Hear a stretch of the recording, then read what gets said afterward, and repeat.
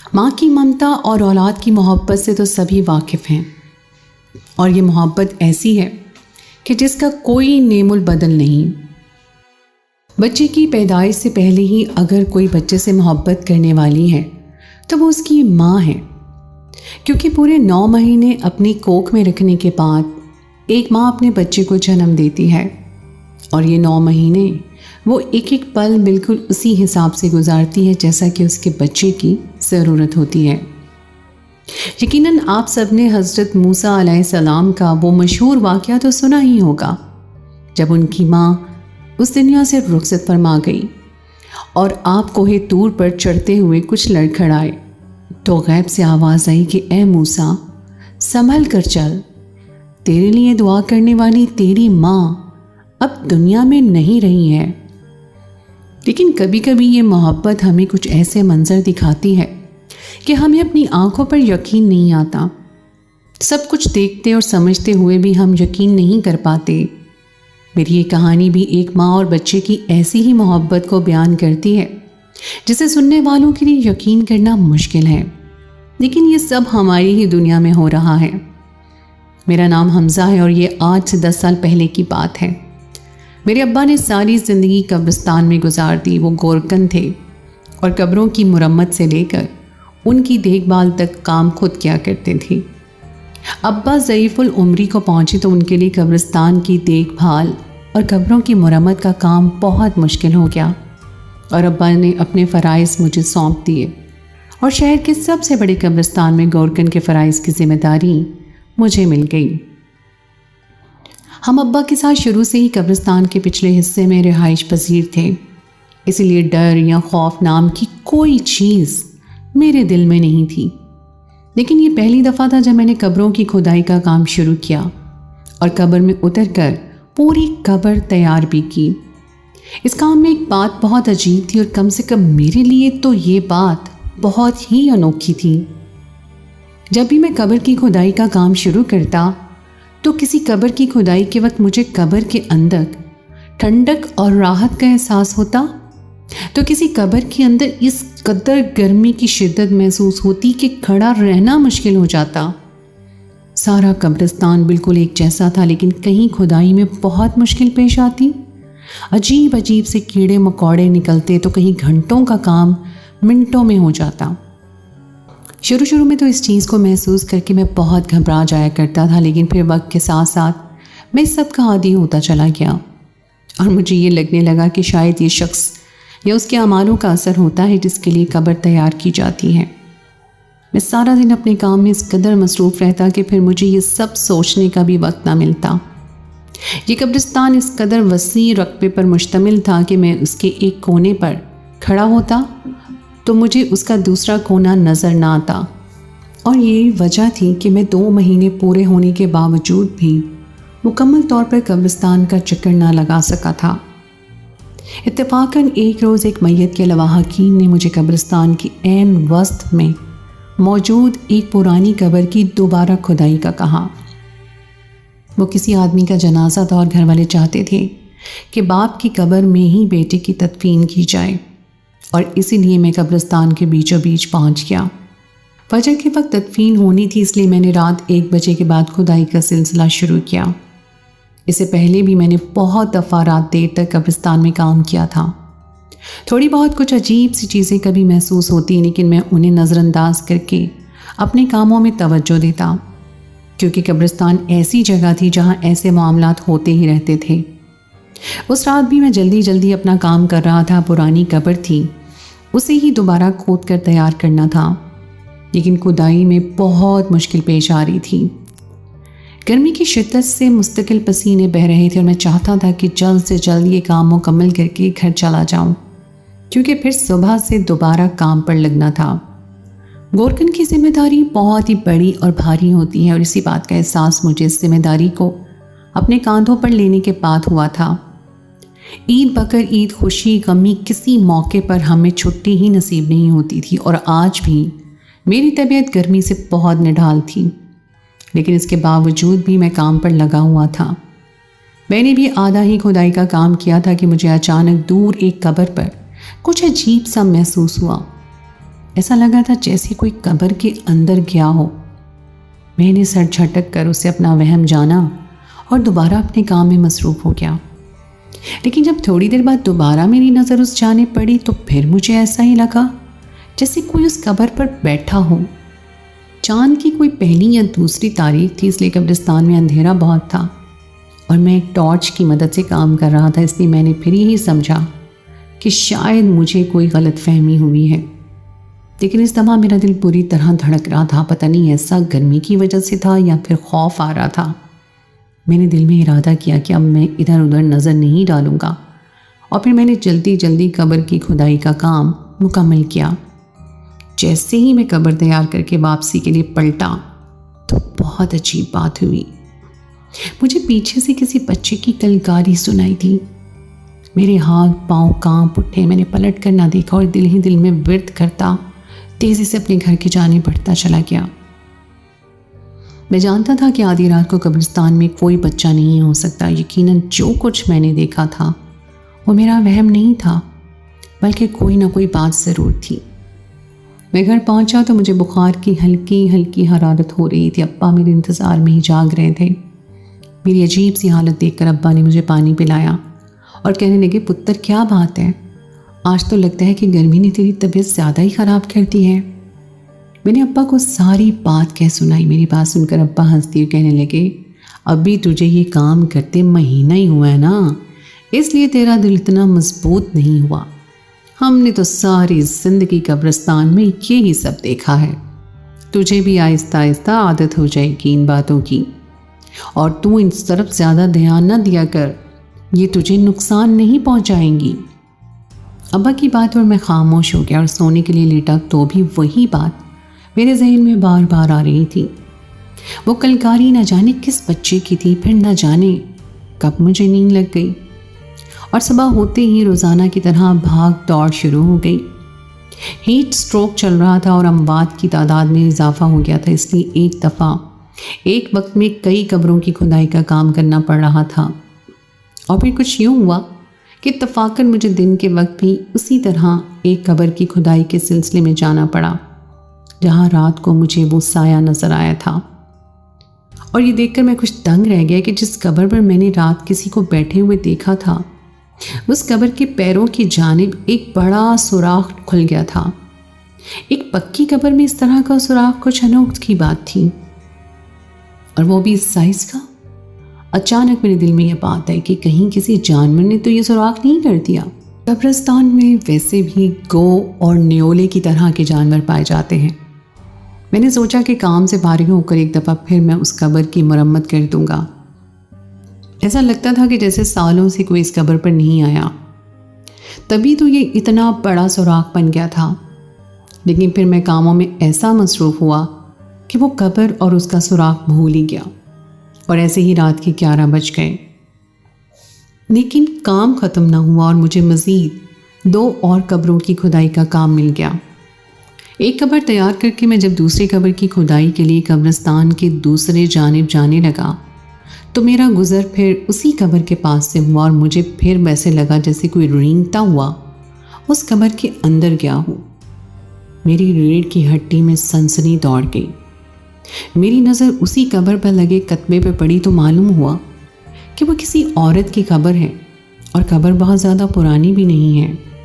कुतबे पर लिखे तारीखों के हिसाब से 3 साल पहले उस औरत का इंतकाल हुआ था, और वो कोई 24-25 साल की लड़की थी। पता नहीं वो कौन थी और इतनी जवानी में कैसे इंतकाल कर गई थी। शायद उसके मरने के बाद कभी कोई इस कब्र की तरफ भी नहीं आया था। मेरे दिल में तरह तरह के सवाल पैदा हो रहे थे। इस कब्र के अंदर बाहर होने वाला कोई जानवर था या फिर कोई और चीज़, ये बात भी मुझे परेशान कर रही थी। मैं उस कब्र से कुछ और आगे बढ़ा तो मुझे फिर किसी बच्चे की आवाज़ सुनाई दी, और मैंने पलट कर देखा तो मेरे रोंगटे खड़े हो गए, क्योंकि उस कब्र के ऊपर एक 9-10 साल की बच्ची बैठी हुई थी जो बहुत ही खूबसूरत थी, और वो ज़ोर ज़ोर से कह लगाकर मिट्टी से खेल रही थी। मेरे कदम जंजीर हो गए थे। मैं सकते के आलम में उस बच्ची को देख रहा था। कुछ देर पहले तक तो वहाँ कोई नहीं था, फिर ये बच्ची कहाँ से आई थी? जबकि ये कब्र तो एक औरत की थी। मेरा पूरा वजूद पसीने से शराबोर हो गया और जब मुझे होश आया तो मैं तेज़ी से दूसरी तरफ दौड़ पड़ा। ऐसा लग रहा था जैसे मेरे सोचने समझने की सलाहियत ख़त्म हो चुकी है। तेज़ तेज़ दौड़ता भागता मैं कब्रिस्तान की दूसरी तरफ पहुंच गया और वहां जाकर मैंने सुकून का सांस लिया। मैंने अपनी 18 साल की ज़िंदगी में आज तक बहुत कुछ अजीब और गरीब ज़रूर देखा था, लेकिन इस तरह का मंजर कभी नहीं देखा था। एक छोटी सी बच्ची आधी रात को अकेली कब्र पर बैठी मिट्टी से खेल रही हो, और वो भी इस कदर खूबसूरत। बहुत मुश्किल से मैंने खुद पर काबू पाया और दूसरी कब्र की खुदाई का काम मुकम्मल किया और घर पहुंच गया। सुबह तक मुझे शदीद बुखार हो चुका था। अम्मा ने जब अब्बा को मेरी तबीयत का बताया तो अब्बा मेरे पास आई, कहने लगे, पुत्र मैं तुझे इतना कमज़ोर दिल तो नहीं समझता था कि तुम ज़रा ज़रा सी बातों पर बुखार चढ़ा लेगा। हमारे काम में तो ये सब रोज़मर्रा की बातें हैं, और अगर तू इन बातों पर ऐसे परेशान होगा तो काम कैसे चलेगा। मैंने अब्बा को रात वाली सारी बात बताई कि किस तरह मैंने उस कब्र पर आधी रात को एक बच्ची को बैठे देखा था। मेरी बात सुनकर अब्बा सोच में पड़ गए और कहने लगे, तू किस कब्र की बात कर रहा है। मैंने अब्बा को कब्र का नंबर बता दिया।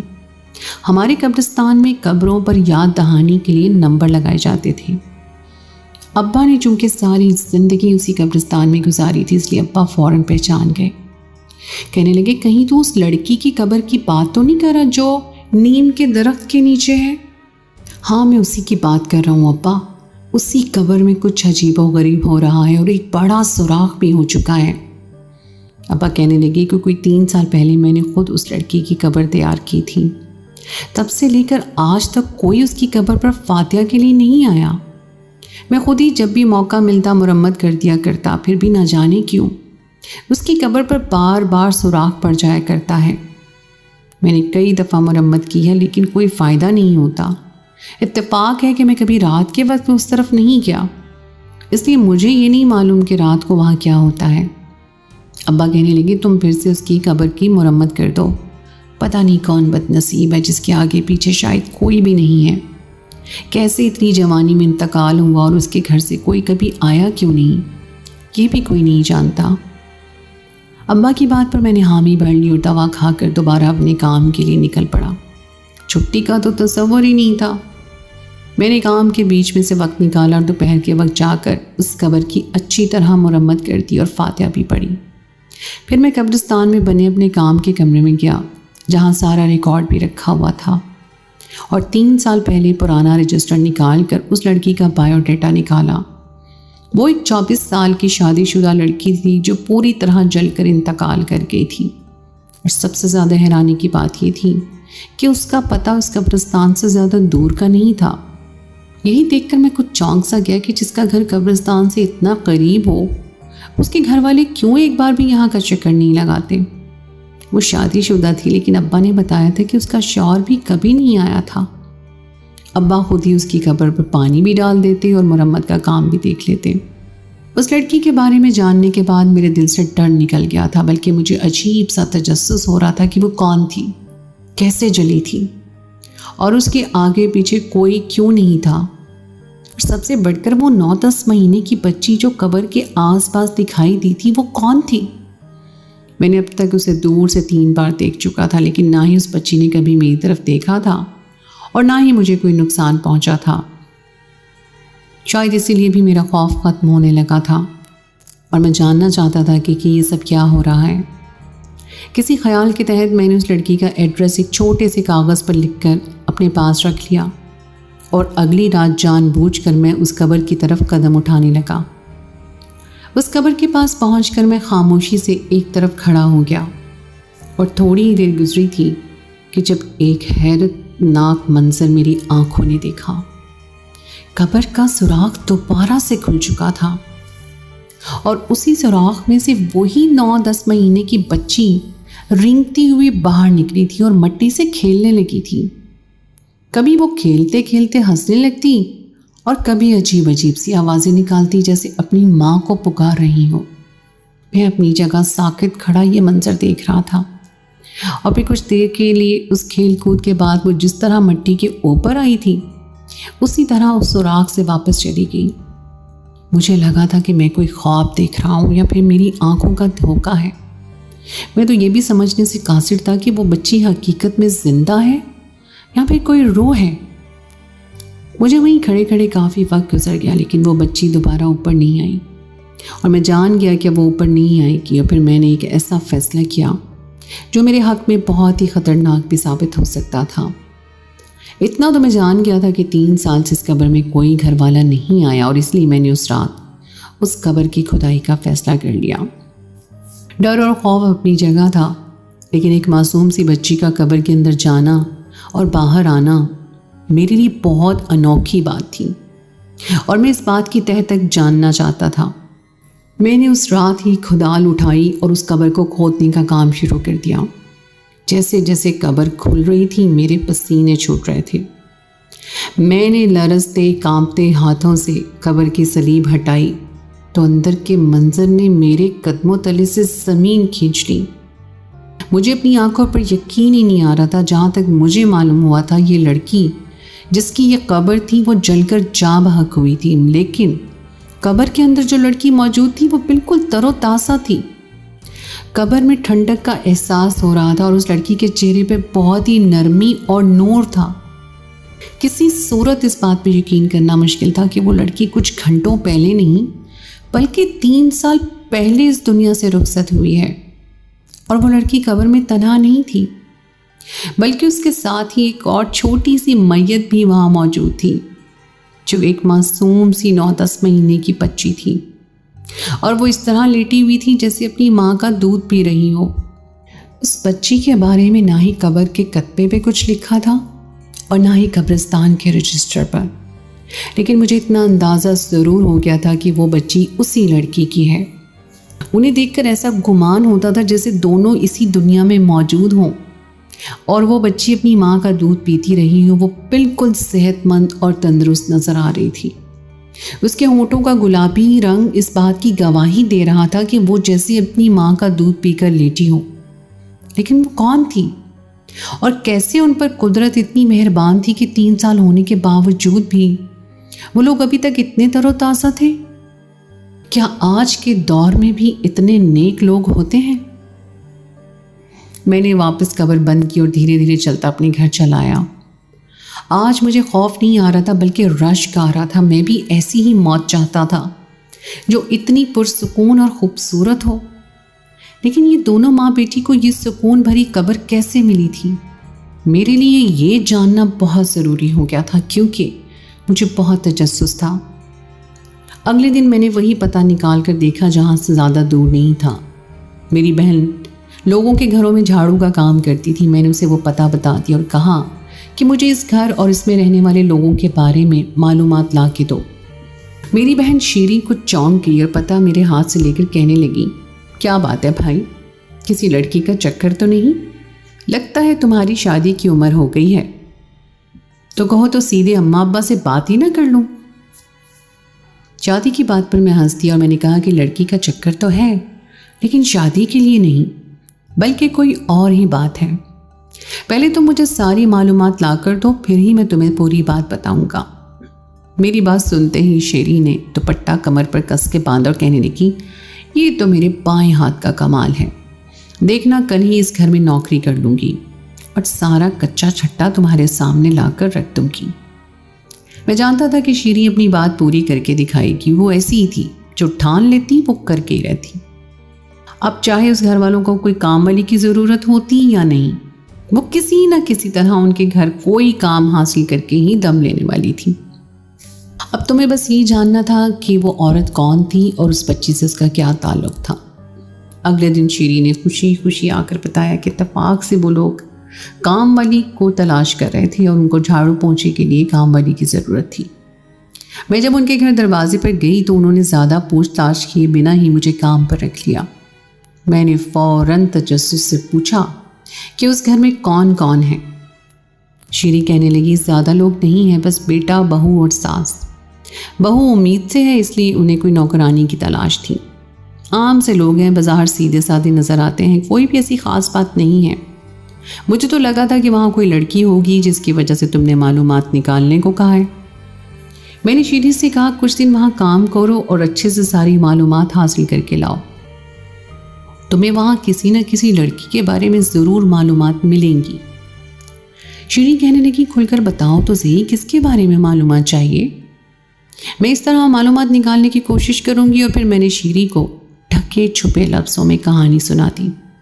सब कुछ सुनने के बाद शीरी को तो मुझसे भी ज़्यादा तजस्सुस हो गया और वो कहने लगी, मुझे तो वहाँ ऐसी कोई ख़ास बात नज़र नहीं आई, लेकिन अब मैं ज़रूर ऐसी किसी को बात को ढूंढने की कोशिश करूँगी।